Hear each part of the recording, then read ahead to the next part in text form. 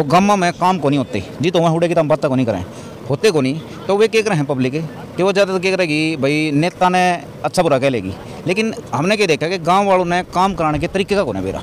तो आप थोड़ा इस चीज़ में मदद करो कि हमने जो हमारे गांव वाले ने नहीं बेरा तरीका का नदान है जो हमारे गड़ा तरीके बताओ थोड़ी मार ई आऊँगे आपकी राजनीति में इलेक्शन जैसे भी दोहराव हैं।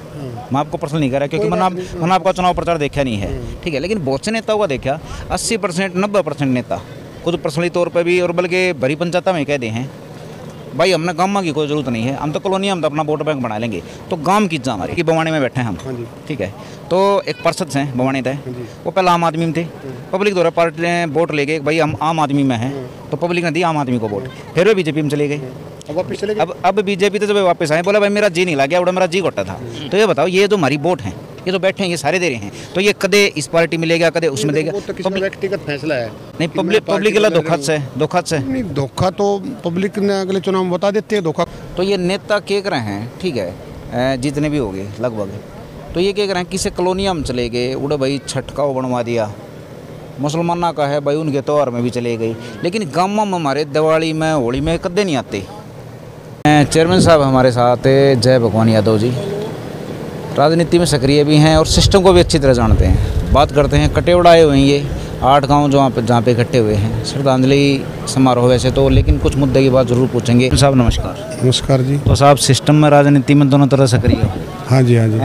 तो इसमें तो हम कई सवाल पूछ सकते हैं। कुछ भी पूछो जी। मैं तो साहब मेरा एरिया मेरा एरिया मानता हूँ मैं, सारा मेरा एरिया है। बताओ मिलता है जैसे कि गाँव हमारे, हाँ जी, तो गाँव में काम को नहीं होते जी, तो वहाँ उड़े की तो हम बात को नहीं करें, होते को नहीं। तो वे क्या करें पब्लिक कि वो ज़्यादातर क्या करेगी भाई नेता ने अच्छा बुरा कह लेगी, लेकिन हमने क्या देखा कि गांव वालों ने काम कराने के तरीके का कोने बेरा। तो आप थोड़ा इस चीज़ में मदद करो कि हमने जो हमारे गांव वाले ने नहीं बेरा तरीका का नदान है जो हमारे गड़ा तरीके बताओ थोड़े मार। नहीं भाई साहब तरीका क्या है, तो सबसे बड़ी जो बदकिस्मती है ना दिल्ली देहात की, नगर निगम में प्लान ऐड का कोई पैसा नहीं है। अगर हम प्लान ऐड में लगाना चाहें तो एक आइटम भी नहीं लगा सकते हैं। अब नॉन प्लान का पैसा लगता नहीं है क्योंकि ठेकेदार टेंडर नहीं लगा रहे, 2-2.5 साल से पेमेंट नहीं हो पा रही उनकी। जो गांव में जो दुर्गति हो रही है ना काम की वो यही है। और जो दिल्ली सरकार है उसका जो डिपार्टमेंट है रूरल बोर्ड डिपार्टमेंट, उसकी पहले मीटिंग 3 महीने में हुआ करती, अब वो कम से कम 7-8 महीने में हो रही है। और दूसरे महीने में उसका पहले महीने आप लगाओगे कोई भी आइटम और दूसरे में वो उसकी अप्रूवल मिलेगी, मतलब कन्फर्म होंगे मिनट से, तो 1.5 साल तो वैसे निकल गया। तो काम कहाँ से हो पाएंगे। और आपने मान लिया कोई MLA है, पार्षद का तो होता नहीं, जोन चेयरमैन है नरेला और नजफगढ़, उनके आइटम लगते हैं और जिसकी सरकार होती है वो पार्सलिटी करती है। और अगर वो आपने लगा भी दिया और उसमें मान ली 50 केस आपके लगे, तो बाद में कहेंगे आपको 15 केस होने, प्रायोरिटी बता दो। तो क्या करेंगे वो प्रायोरिटी 15 केस में छोटे छोटे केस लगा कर अपने दूर हो जाएंगे। पैसा है नहीं आज की डेट में भी। जो अनऑथराइज कॉलोनियाँ बसी हुई हैं आप पता कर लो, चाहे पैसा रिलीज नहीं कर रहे और वैसे रोज़ाना अखबार में विज्ञापन में चला रहे हैं कि इतना काम हमने कर दिया। अब मैं गाँव में बैठा हूँ, इन्होंने पराली जलाने का आपको पता 40 लाख की दवाई खरीदी पूछा थी इंस्टीट्यूट से और 26 करोड़ रुपये प्रचार में लगा दिया। ज़मींदार को कोई फ़ायदा ही नहीं हुआ। 2 गांव के अलावा तीसरे गांव में कहीं पराली की दवाई इस्तेमाल ही ना हुई। 40 करोड़ रुपये आप प्रचार में लगा रहे हो, 26 करोड़ और 40 लाख की दवाई खरीद रहे हो। तो इससे बड़ा दुर्भाग्य इस देश का क्या होगा। दिल्ली देहात का तो कुल मिला के ना तो निकासी है, डिंग मारेंगे आके कि मैं यहाँ सीवर दबा दूंगा। अरे आउटफॉल कहाँ ले जाओगे, सीवर तो दबा भी दोगे मान लिया, सिर्फ पैसा इकट्ठा जो जल बोर्ड का घोटाला है 57,000 करोड़ का, पाइप भी दबा दोगे सीवर भी दबा दोगे, लेकिन वो जोड़ोगे कहाँ, प्लानिंग ही नहीं है कोई, हाथ पैर नहीं वो मारे हैं पता। हाँ अच्छा ई आऊँगे आपकी राजनीति में इलेक्शन जैसे भी दोहराव हैं। मैं आपको पर्सनल नहीं कह रहा क्योंकि मैंने आपका चुनाव प्रचार देखा नहीं है, ठीक है, लेकिन बहुत से नेताओं का देखा 80% 90% नेता खुद पर्सनली तौर पर भी और बल्कि बड़ी पंचायत में कह दे हैं भाई हमने गाँव की कोई ज़रूरत नहीं है, हम तो कॉलोनी हम तो अपना वोट बैंक बना लेंगे। तो गाँव की जा हमारे देखो मैं बीजेपी में हूँ, तो बीजेपी के बारे में कह सकता हूँ कि एक भी नुमाइंदे ने आज तक ये कहा हो भाई हमें गाँव की ज़रूरत नहीं है। हमें गाँव की ज़रूरत पहले है। बेसिक जो है ना जी, किसी भी बीजेपी के किसी भी काउंसलर ने MLA ने MP ने आज तक ये नहीं कहा होगा, कहीं नहीं सुना होगा आपने।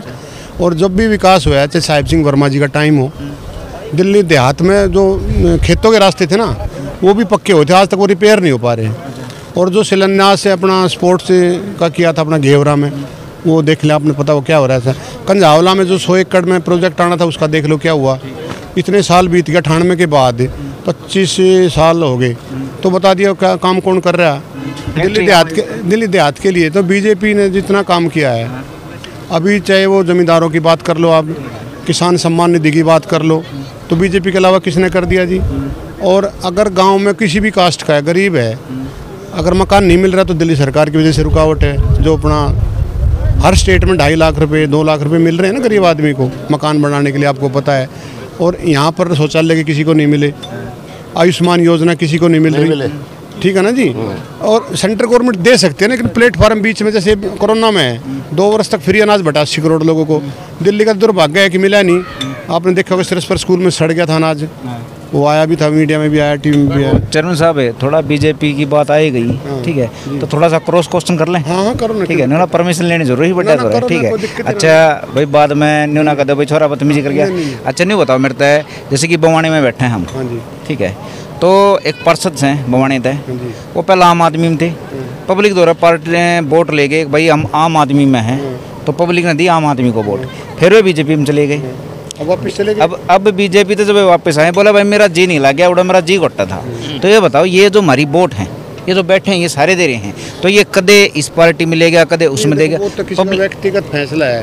नहीं, पब्लिक के लिए धोखा से नहीं, धोखा तो पब्लिक ने अगले चुनाव में बता देते हैं धोखा कौन कर रहा है। अब मैं हूँ, मैं तो यही हूँ, तीसरी बार चुनाव जीता, मैं बीजेपी में हूँ, तो ये तो व्यक्ति का अपना जमीर है कि वो कहाँ रुकेगा, कहाँ जाएगा। अगर मेरे को बीजेपी के होने के नाते चुनाव जीत रहा हूं, उसके अलावा वोट भी तो गई ना हमारी। नहीं, वोट नहीं जाती किसी आदमी के साथ नहीं है जी, वोट कोई आदमी नहीं। पार्षदी तो देखो अभी इस टाइम मार्जिन बहुत कम है। अब अगले वर्ष क्या होगा किसी को पता है, कौन कहाँ जाएगा। जो पक्के लोग तो पक्के रहेंगे ही, और जो दल बदलू में बदलते रहेंगे, कोई भी हो चाहे इसमें।